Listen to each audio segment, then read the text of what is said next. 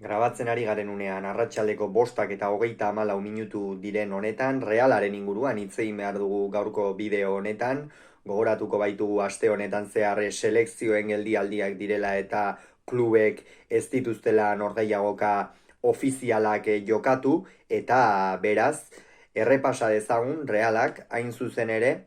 urtarrilaren 2tik, orain artean egin duen guztia, eduki duen bolada, ze jokalari ibili diren fin, ze jokalarik ez duten eman behar espero zena, eta gauza asko daude kontatzeko hemen, eta gero, etorkizunean ere, zer gerta daitekeen, saiatuko gara, azaltzen edo alde nobekien aurre ikusten behintzat. Urtea Realak Alavesen aurka hasi zuen, eta bana amaitu zen norgehiagoka hori. Oso norgehiagoka arraroa izan zen, behar bada Realak urte osoan edo denboraldi osoan hobeki esan da jokatu zuen norgehiagokarik ahulena, Alavesek egia esan partida oso ona jokatu zuen, eta azken asperenean puntua eskuratzea lortua zuen ere Realak, ikeragarri kosta zitzaion, eta hor jada ikusten ziren, lehenengo neke zantzuak, azkenean, eta behin eta berriz esaten ari gara, txapeldunen ligak ekartzen duen nekea, ezta? Txapeldunen ligan naiz eta aurkari ahulenaren, edo ahula zer edo zer esateagatik, ahulenaren aurka jokatu, berdin-berdin, exigentzia fisikoa oso handia da, behar bada, Europa Ligeko talde ahulenaren aurka jokatzea, baino exigenteagoa, eta horrek noski, Realari ere, erasan zion, utsune askoz eduki zituzten txuri urdinek, kosta zitzaien geroz eta gehiago jokoa aurrera eramatea, jada Kubok, Barrenetxeak, Merinok, Zubimendik ez zuten behar bada denboraldi hasierako txispa hori, baloia bizi mugitzeko, askotan atezainaren aurrean ere banakako jokaldiak lortzeko, jada jada beste taldeek ongi harrapatuta zuten esan dezagun Realaren jokoa, eta horrek Realari erasan dio eta gauzak diren bezala. Gerora, kopan ongi funtzionatu zuen, eta urtarrileko hilabetea, behinik behin, kopan 3 kanporaketa gaindituta, kasu honetan Malaga, Osasuna eta Zeltaren aurka, Zeltari ere etxean ligan irabazi egin zion, eta Atletiken aurka soilik galdu zuen Euskal Derbia, beraz, urtarrileko hilabetea orokorrean balantze positiboarekin amaitu zuen. Guztiz kontrakoa izan zen, otsaileko hilabetea zaplastekoak behin eta berriz etorri ziren hilabetea izan zen. Lehenik eta behin, Gironaren aurka berdinketa eskuratu zuen Montilibin, Usna, hori emaitza ona da, Girona aurtengo denboraldian nola dagoen ikusita, zalantzari gabe, baina gero kopa.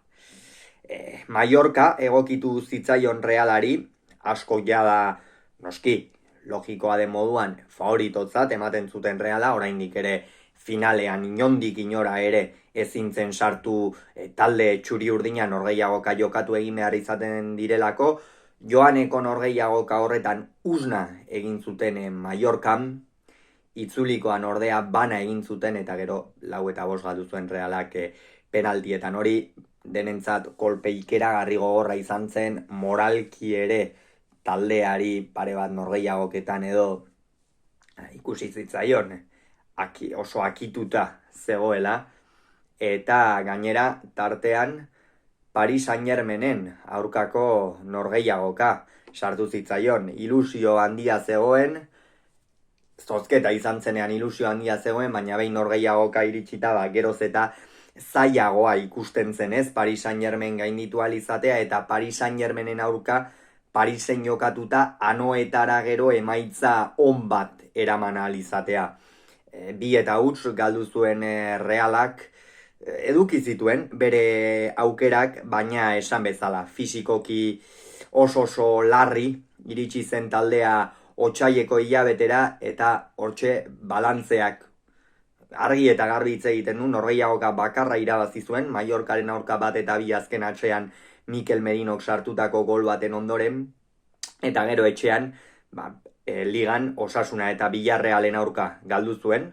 Egia da, Villarreal orain pixkanaka gorantza datorren taldea dela, baina une horretan behar bada partida bat irabazi behar bazen, Villarrealen aurka irabazi beharra zeukan Realak, gainera partida oso arraroa izan zen, bultzada txuri urdina etzen zelaira sartu, horrek noski bere zera ekarri zuen, bere eragina noski izan zuen, naiz eta zaleek ez jokatu bultzada hori nabaritzen dute jokalariek,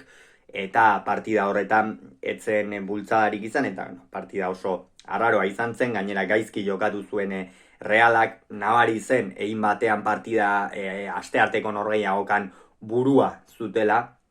eta gero astearte horretan kolpea etorri zen, Mallorcak 4-5 irabazi zion penaltietan, eta hori bai inflexio puntu bat izan zela. Ordura arte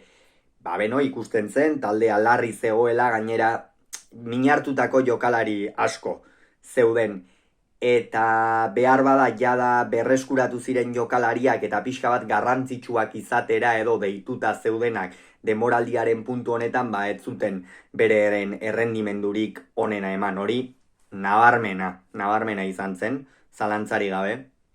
eta hori garbi ikusten da emaitzetan batez ere Realak denboraldi hasieran ze emaitza lortu zituen, hau da, ia aurkari guztiak zapaldu egiten zituen, eta bapatean otsaieko hilabetea iritsi zenean, ia da, ia norgehiagoka guztietan golak sartu zituela, partida batzuk egon ziren ez zuena sartu, baina ez zuen distira berdina, ez zuen gola sartzeko gaitasun berdina, eta futbolean ez baldin badaukazu aurkaria baino gehiago izateko gaitasuna, eta are gutxiago horri gol falta batzen badiozu, oso zaila da, eta izenak ere esan beharko ditugu noski, Sadik, Andre Silva, Zaharian, ez dira euren punturik onenean egon, gauzak diren bezala esan behar dira, ez dute zorterik izan aurtengo denboraldian, ez da euren denboraldia izan, eta Realari horrek ordainagiria, pasazion otsaieko hilabetean, eta jada, oso ondoratuta amaitu zuen taldeak otsaia, gero Sevilla iritsi zen, Mallorcako kolpearen ostean, 3-2 galdu zuen, Paris Saint-Germainen aurkako norgehiagoka anoetan, noski etzen behar bada joanekoan 2-0 galdu eta esaten zenuen ez, behar bada anoetan gol bat sartu eta pixka bat taldea bultzatu, eta baina horretarako geroz eta fede gutxiago zegoen, taldea ere fisikoki esan bezala oso larri ikusten zen,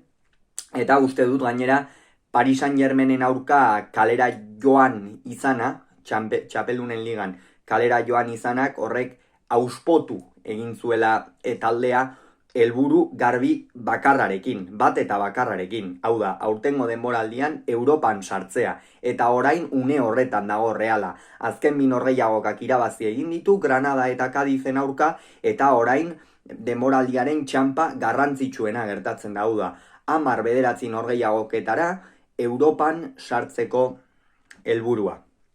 Ikusiko du, Europan sartzen diren, badirudi Sadik, Andre Silva, Zakarian bera ere pixkanaka itzultzen ari direla, ikusiko dugu nola bueltatzen diren Oiartzabal, Merino eta Zubimendi Espainiako selekziotik, Takekubo Japoniako selekziotik, bai baitira jokalari batzuk, baina kontua kontu, Realak orain Europa du helburu, Europa du hortxe begirunean, eta ikusiko dugu ea urten Europan sartzerik duen Realak oso garrantzitsua izango bailitzake taldearentzat. Hauxe beraz, Realaren inguruan esan beharrekoa, hurrengoan gehiago izango duzue, bitartean ongi izan, agur!